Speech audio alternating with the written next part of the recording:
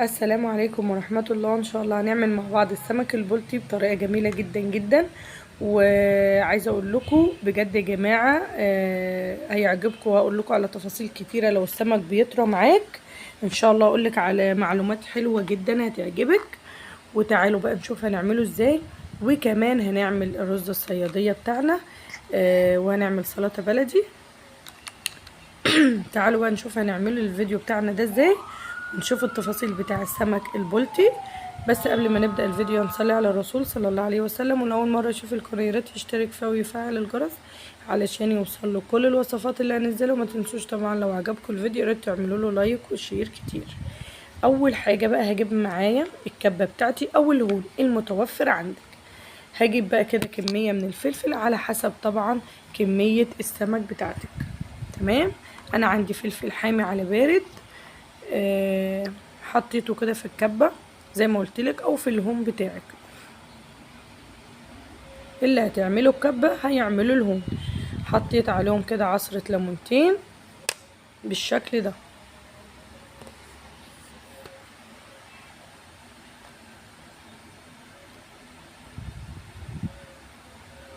حطيت كمان معلقة كبيرة من الثوم.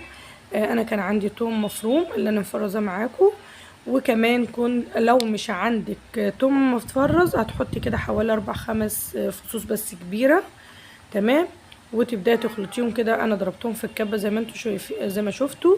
وبعدين هنا بقى نزلتهم من الكبه، حطيت عليهم بقى الكزبره ناشفه، معلقه كبيره كده من الكزبره الناشفه، من الكمون، الملح. حطيت كمان معلقه كبيره من الخل. حطيت هنا عودين كده كزبره او بقدونس بيدي ريحه جميله جدا. تمام. مش كتير يعني عودين 3 كده. وقطعتهم بالسكينه.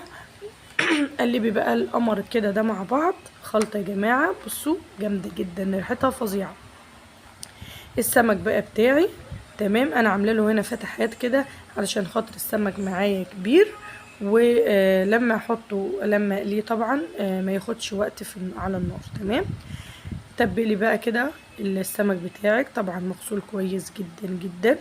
انا بغسل السمك بتاعي بالملح والليمون، ما بغسلش بالخل يا جماعة. وبعدين بغسل كده بشوية دقيق ومعلقة طحينة. تمام. تقضي على الزفارة بطريقة يا جماعة فظيعة. لو عايزة تحطي كده خلطة في الفتحات دي حطي براحتك. لو مش عاوزة طبعا ممكن تحطي كده عادي.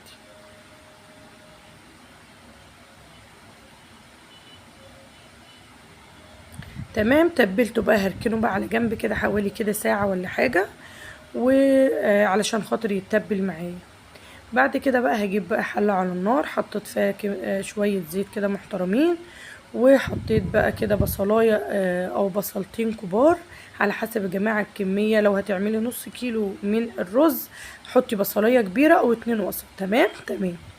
قلبي بقى كده البصلة بتاعتك. عايزة اقولك بقى تاكلي احلى شوية رز صيادية بجد يا جماعة. يعني هتنبهروا بيهم والله، احسن ان شاء الله، يعني احسن من بتاع المطاعم مليون الف مرة.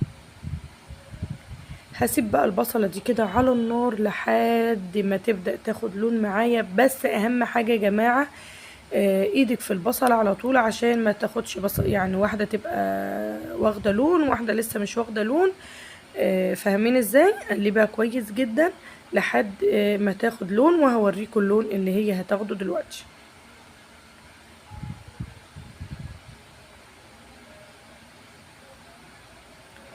اللي انت حطيتيه ده بقى يا ام مريم، انا حطيت كده معلقه صغيره من السكر بتكرمل لي ما تقلقوش ما بتبانش خالص.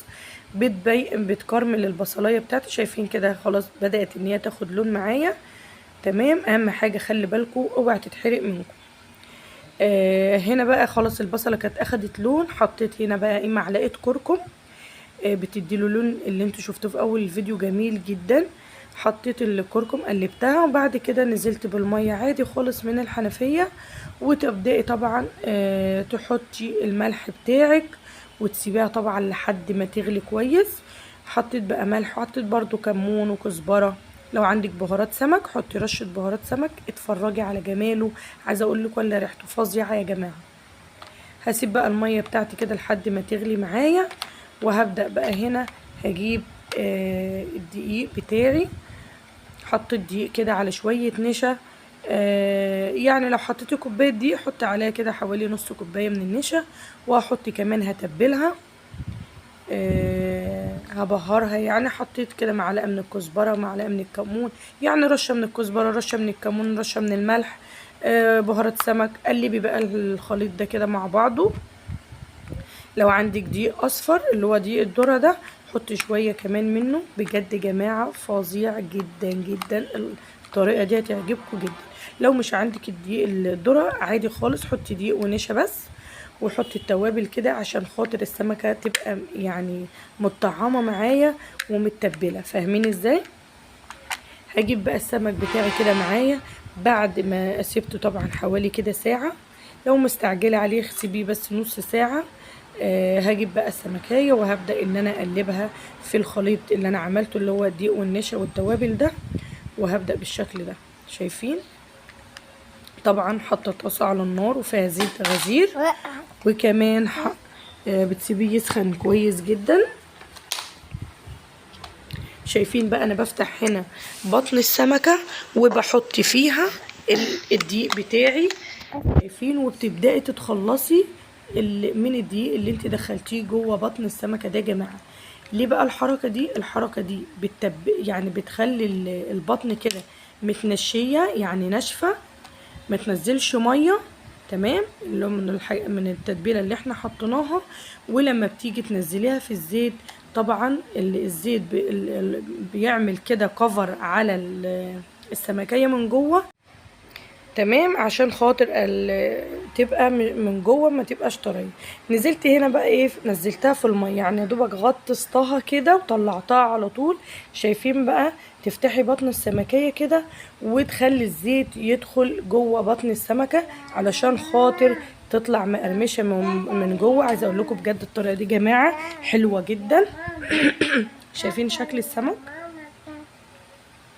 ايه رايكم؟ بجد لونه جميل جدا. وتقلبي بقى لحد ما السمكه تاخد لون. عايزه اقول لكم مقرمشه جدا، اظن باين وواضح على شكل السمك. شايفين؟ بصوا عامله ازاي يا جماعه، بجد فظيعه جدا.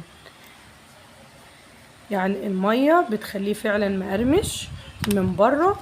يعني الطبقه الخارجيه دي بتبقى مقرمشه بالشكل ده. طبعا انتوا شايفين سمكه محنطه ازاي، يعني ناشفه ازاي. تمام؟ جنبي بقى ايه، جنبي مصفى كمان. الحركه دي بتخلي السمك بتاعك ما يطراش بعد كده. يعني بقى لما تطلعيه من الزيت صفيه كويس جدا. شايفين؟ صفيه كويس جدا. وبعدين جيبي بقى مصفى حطي تحتها كده طبق وابدأي. شايفين اهو؟ وتوقفي السمك بتاعك على سيفه كده، يعني تخلي الوش بتاعه لتحت علشان خاطر يبدأ ينزل كل كمية الزيت المتبقية فيه. وهيبقى معاكي بالجمال والشكل ده. بجد يا جماعة فظيع جدا جدا جدا. الطريقة كانت سهلة جدا وبسيطة وتتبيلة كمان مميزة. وان شاء الله تعجبكم. طريقة سهلة.